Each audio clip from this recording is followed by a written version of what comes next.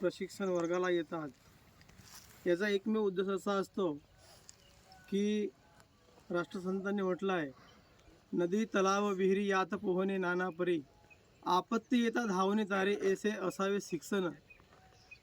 आता अलीकडे शालेय शिक्षणामध्ये मूल्य शिक्षणाचा अंतर्भाव झालेला आहे.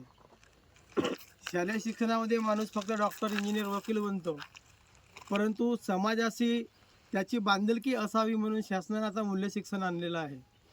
त्याप्रमाणे आपल्या गावातील एखादा मुलगा किंवा एखादा तरुण या नदीमध्ये डुबत आहे किंवा एखाद्या पुरामध्ये डुबत आहे, त्याला वाचवणे आपलं कर्तव्य आहे.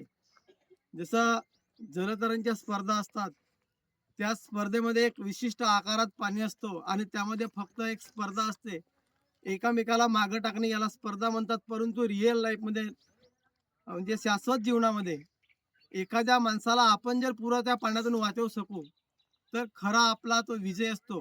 खरी आपली ती कुणालाही डुबत्या माणसाला वाचवण्याचं धाडस, ज्याला पोहण्याचं ज्ञान नाही तो माणूस करू शकत नाही.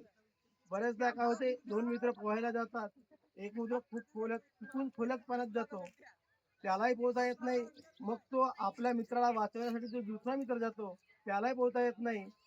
होतं काय की दोघंही मुलं मरून जातात.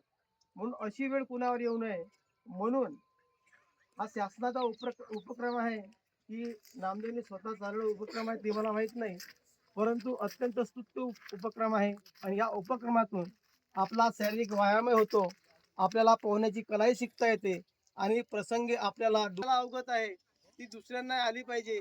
यासाठी आमचे एक बंधू होते, ते जर पूर आला या नदीला तरी या बाजूने त्या बाजूला जाण्याचे धाडस ठेवत होते. माझ्या भावानी कमीत कमी 3-4 लोकांना वाचवलं. काय होते माहित आहे का, एखादा खूप पोहणारा माणूस खूप खोल पाण्यात जातो, तो खूप वर दिसतो आपल्याला, आपल्याला वाटतं इथं पाणी नाही आहे, आपणही त्यामध्ये चालले जातो आणि आपला त्या ठिकाणी अपघात घडण्याची शक्यता असते. म्हणून पाणी कुठं किती आहे याचा अंदाज बांधता येतो. म्हणून नामदेवराव सुद्धा एक चांगले पोहणारी व्यक्ती आहेत, त्यांच्याकडून आपल्याला पोहण्याचं ज्ञान जर मिळत असेल ते आपण घेतलं पाहिजे. आणि विशेष म्हणजे आपल्या पोहण्याचा फायदा आपल्या